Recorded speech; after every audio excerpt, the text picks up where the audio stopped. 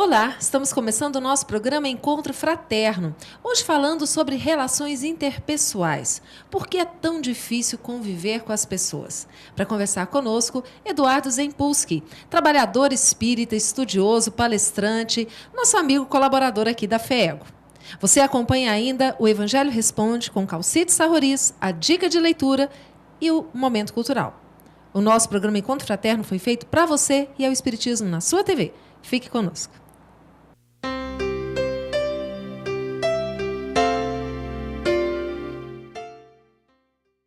Hoje recebemos novamente, com muita alegria, para um bate-papo, o nosso amigo Eduardo. Eduardo, bem-vindo mais uma vez ao programa Encontro Fraterno. Muito bom estar aqui novamente, Ivana. Muito bom estar aqui com você novamente, para nós falarmos de um assunto bem interessante hoje, que tem sido busca de muitas pessoas aí, saber um pouco mais sobre essa relação interpessoal.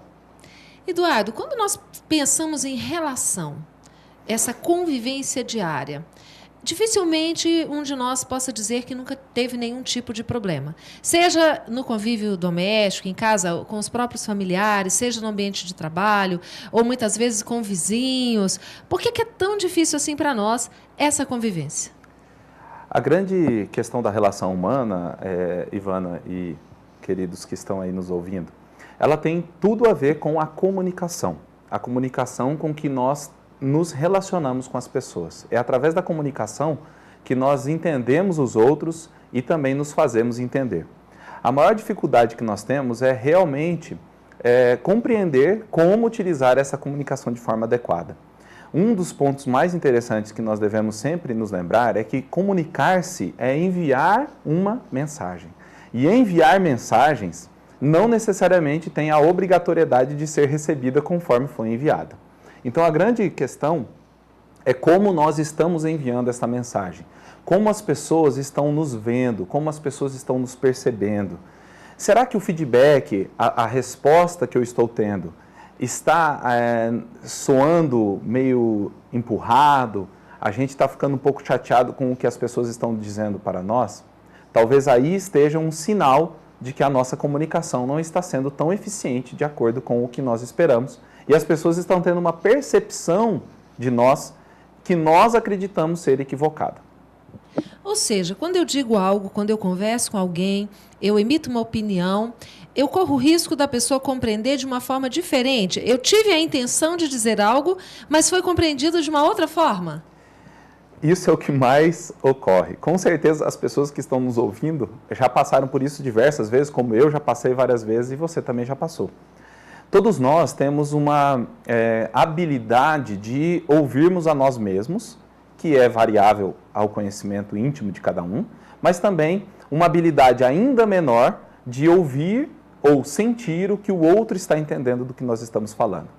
Imagine uma relação básica. Nós acreditamos que as pessoas, ao falarem a mesma língua, por exemplo, o português, por previamente já falarem essa língua, serão mais fáceis de entender o que nós estamos falando.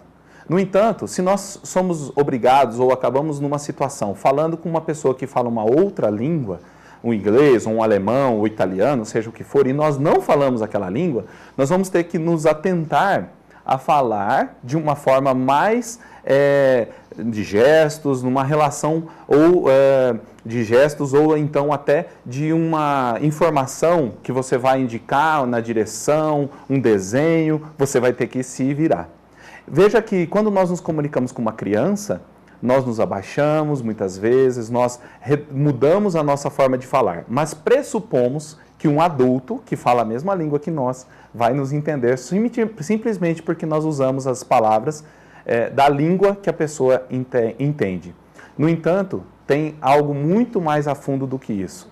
É a forma com que se fala. E aí mora a grande dificuldade de todos nós em nos relacionarmos com as pessoas e comunicarmos de forma efetiva para que as pessoas entendam realmente o que nós estamos falando. Nesse caso, nós já ouvimos muitas vezes as pessoas comentando o seguinte: bom, eu disse em alto e bom som, eu disse de forma muito clara. Se a pessoa não entendeu, o problema é dela. Mas então não é bem assim. Muitas vezes a responsabilidade pelo sucesso na minha comunicação é minha também, começa por mim. 100%. A responsabilidade da comunicação é daquele que se coloca a comunicar. Quem se comunica é que deve conduzir a comunicação conforme o público ou a pessoa que está a receber esta informação ou esta mensagem. As pessoas que falam, eu falo em alto e bom som, ou eu já repeti tantas vezes, talvez essa pessoa realmente fez isso. No entanto, ela fez de uma forma com que ela está acostumada a falar no sentido de linearidade. Então, se você linearizar a sua comunicação, se você, para todas as pessoas, falar da mesma forma, uma parte dessas pessoas vai entender o que você está falando. Uma outra parte não vai fazer a menor ideia do que você está falando. E uma outra parte vai ter uma vaga ideia do que você está falando. E talvez, então, você vai ter um espaço de pessoas que não vão entender o que você está falando, não pelo que você está falando, mas como você está falando. Bom, nós estamos conversando sobre um assunto muito interessante, como você está percebendo. Nós vamos ter que fazer um breve intervalo, mas no segundo bloco nós queremos conversar um pouco com o Eduardo sobre a importância, então, de nós planejarmos essa comunicação e de também aprendermos a ouvir o que o outro diz. Você acompanha inicialmente a dica de leitura e nós voltamos daqui a pouquinho. Até lá.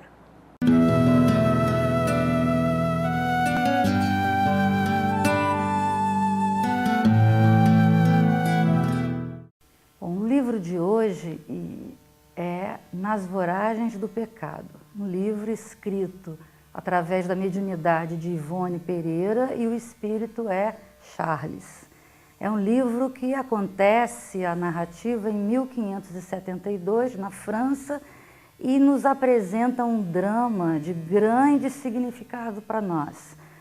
Primeiramente, destacando a noite de São Bartolomeu, relatando a opressão que os protestantes já vivenciavam naquela época.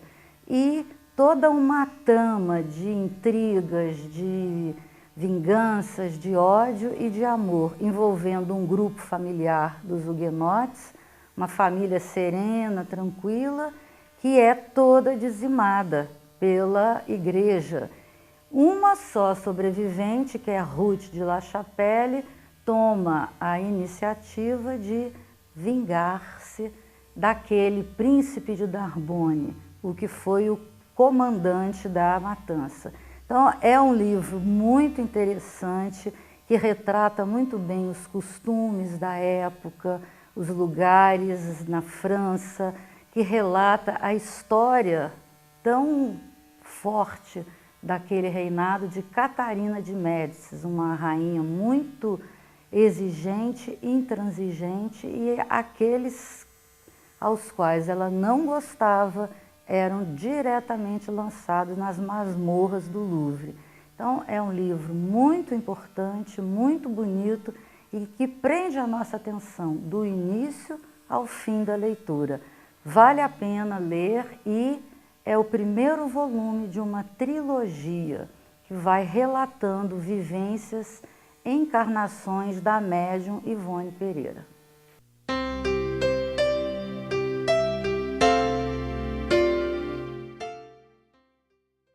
Conheça a Le Fé, livraria e editora da Federação Espírita do Estado de Goiás. Menores preços, obras selecionadas, conforto e garantia. Facilidade no pagamento, entrega a domicílio. Venha tomar um cafezinho com a gente.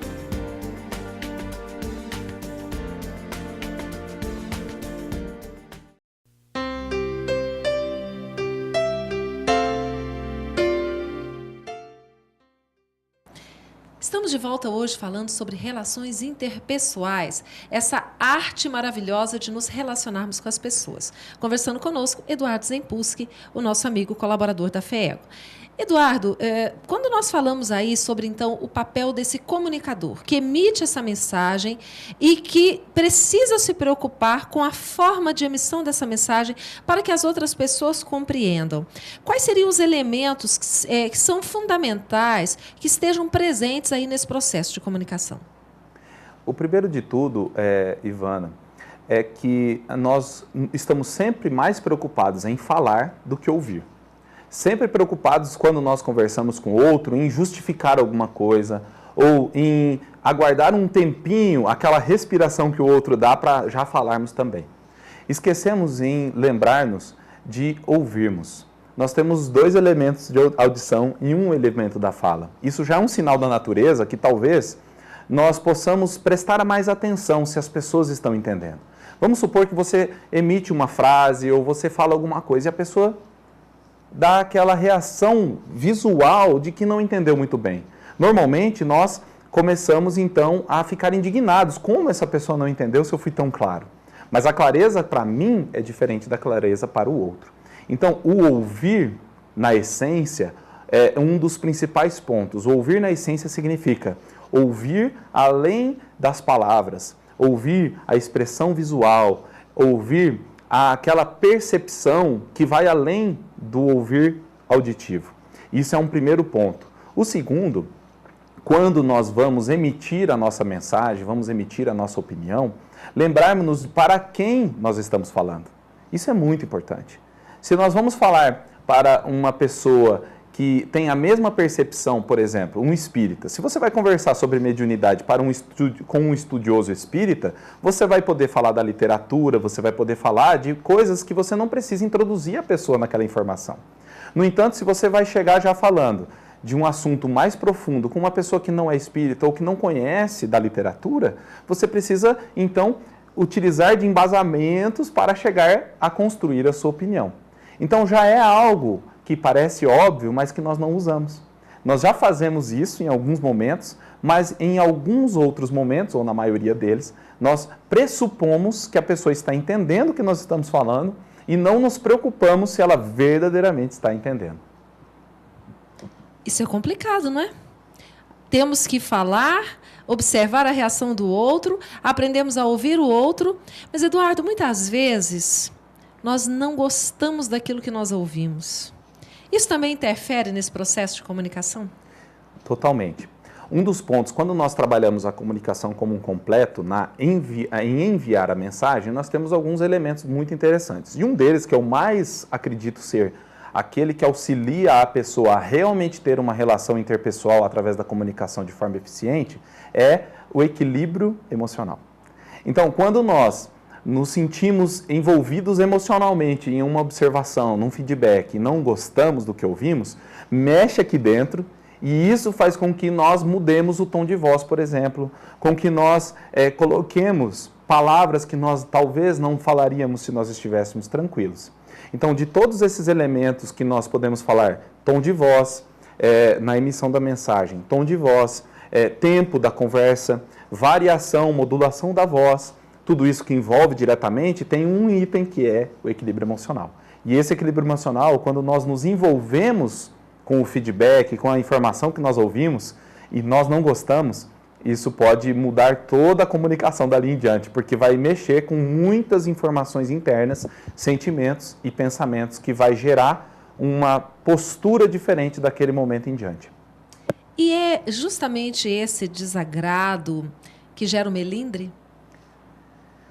O melindre, ele vai além disso, inclusive, Ivana, porque o melindre é quando a pessoa se sente pessoalmente ferida, quando ela se sente envolvida em algo que às vezes nem tem envolvimento direto, mas ela se sente envolvida diretamente, como se fosse a ela que estão fazendo aquele tipo de situação. O melindre, sim, vem da falta de equilíbrio emocional, de respirar, né, e pensar, peraí, será que isso está acontecendo diretamente a mim ou ao todo, ao grupo? O que eu posso fazer para colaborar? Então, essa postura de proatividade poderia reduzir em muito a relação do melindre, que nós vemos, infelizmente, muito mais comum do que se devia ver, talvez, em pessoas que estudam, em pessoas que se desenvolvem. Um bom pensamento seria, o que faria Jesus diante disso? Ou o que fez Jesus? Porque nós temos diversas oportunidades de ver em passagens onde Jesus se saiu de forma equilibrada, de forma inclusive levar uma lição de exemplo. Não é? Então, às vezes as pessoas falam uma coisa, mas na hora do momento, do calor da emoção, elas acabam perdendo um pouco aquele exemplo que aparentemente elas tinham, já não é tão firme, tão consistente quanto aparentemente era. Bom, nós verificamos então aí que o modelo nós temos que é Jesus e que é normal que nós nos equivoquemos e que muitas vezes tomemos certas atitudes das quais até nos arrependemos depois, mas nada impede que nós peçamos desculpas, que nós reconheçamos o nosso erro, não é? Nós vamos novamente para um breve intervalo, mas daqui a pouquinho nós continuamos com esse assunto. Assista antes Calcide Sarroris com o Evangelho Responde. Até já.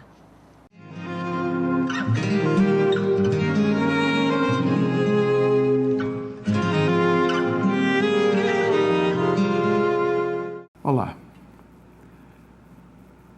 temos hoje um texto que está em Êxodo, capítulo 20, versículos 4 e 5.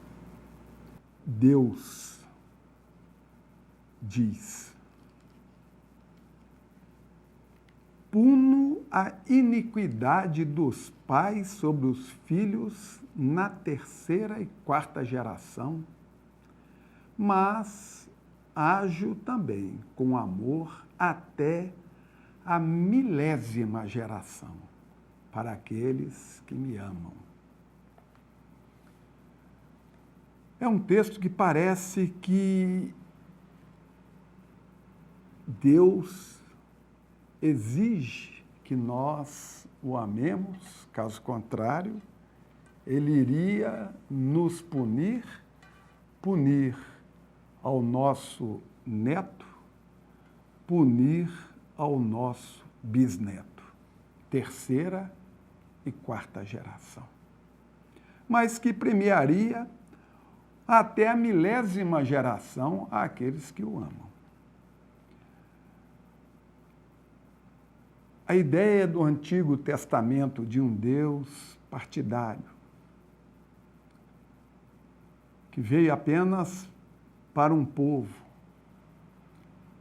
já deve ser ultrapassada essa concepção.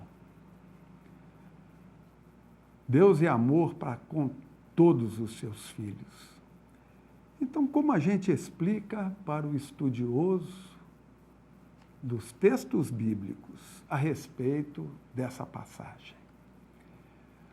Aqui, quando é colocado, e pertence ao Decálogo, aos 10 mandamentos, Moisés, quando coloca esta informação, está simplesmente informando a respeito da justiça de Deus e da bondade de Deus.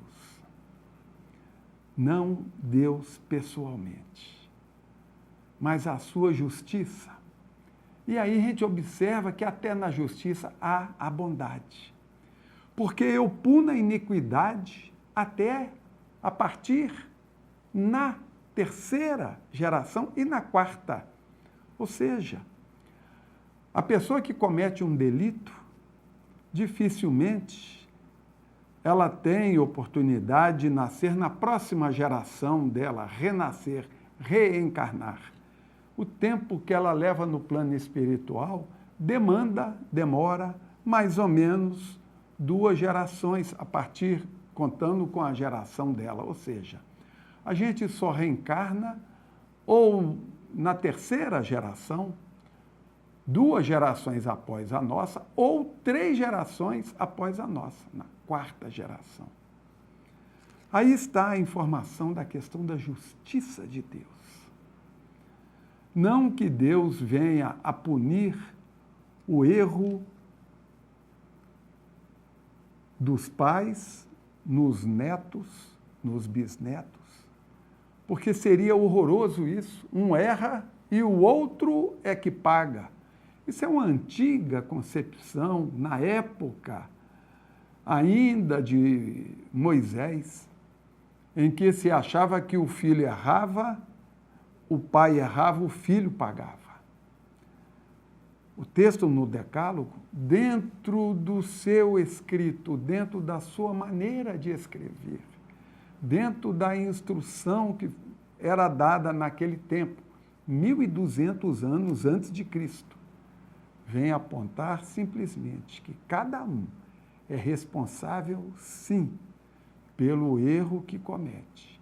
É convidado a ajustar perante a lei o erro cometido. Tem a oportunidade, não a punição, a oportunidade de rever os seus passos cometidos em encarnação anterior, se reajustando para se enquadrar dentro da bondade de Deus que o ampara por todo o tempo da sua vida espiritual. O Evangelho responde.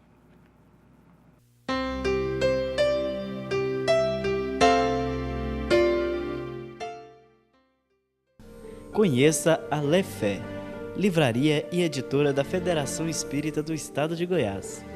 Menores preços, obras selecionadas, conforto e garantia. Facilidade no pagamento, entrega a domicílio. Venha tomar um cafezinho com a gente.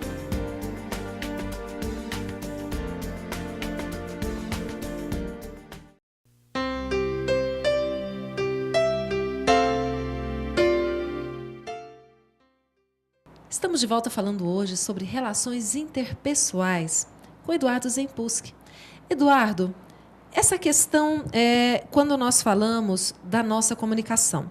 Nós observamos muito, tanto no nosso ambiente de trabalho, quanto no próprio movimento espírita, que as pessoas muitas vezes, quando convocadas para alguma atividade, algum trabalho na casa espírita, elas aceitam de pronto. Talvez mesmo porque têm medo de, ao dizer que não podem, que estão impossibilitadas, de desagradar o outro, não é? De repente, são várias motivações para que ela assuma aquela tarefa. No entanto, ela assume e some. Ou seja, ela não realiza, ela não desempenha. E isso gera um sentimento de frustração naquele que fez o convite, naquele que esperava uma atitude e uma ação.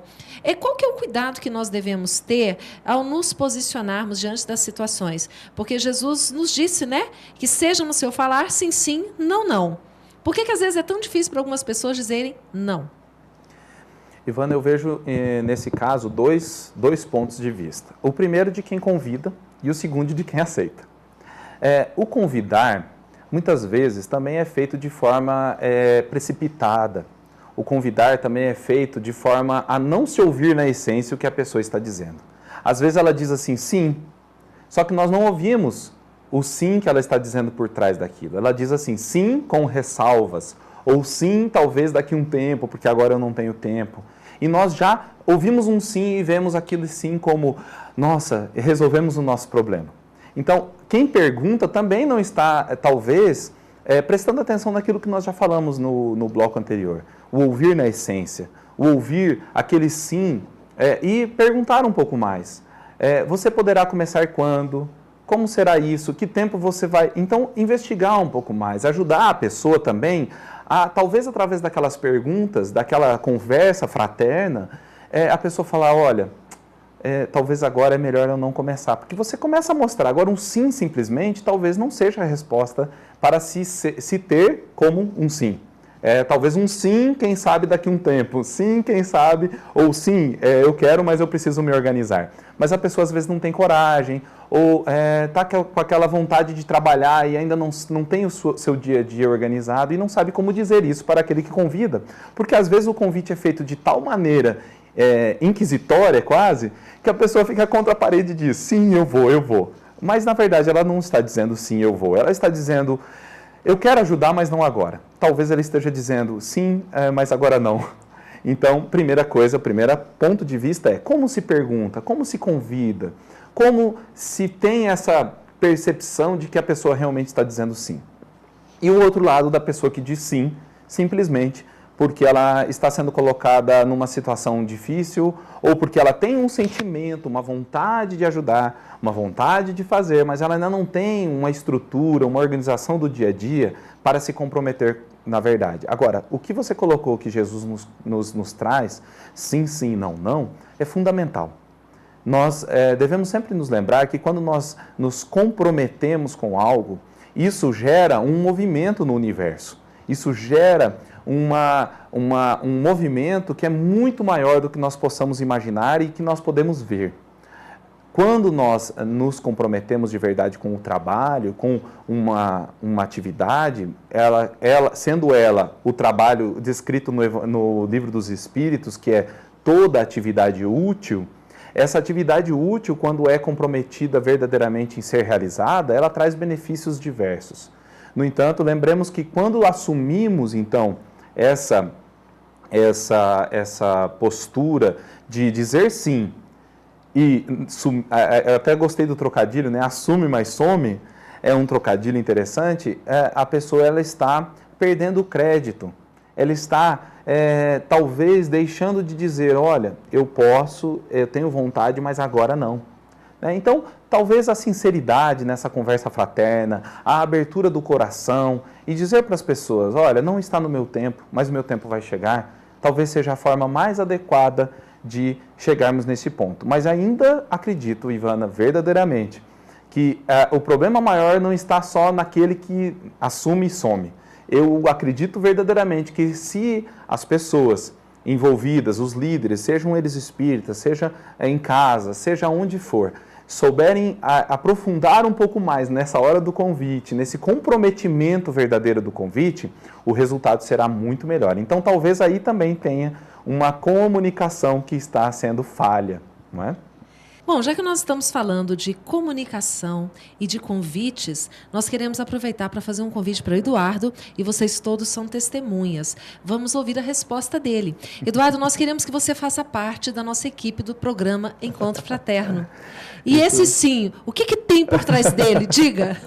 Interessante. Nós falávamos ali atrás e me pegaram aqui agora, então, para participar desse trabalho. Com certeza é um sim com comprometimento. É um momento muito interessante para nós podermos ampliar numa coisa que eu acredito muito, que é levar o conhecimento ao máximo de pessoas. Então, com certeza é um sim, e esse sim vai ser validado no próximo dia que eu estiver aqui sentado no lugar da Ivana. Aguardem que esse dia vai chegar.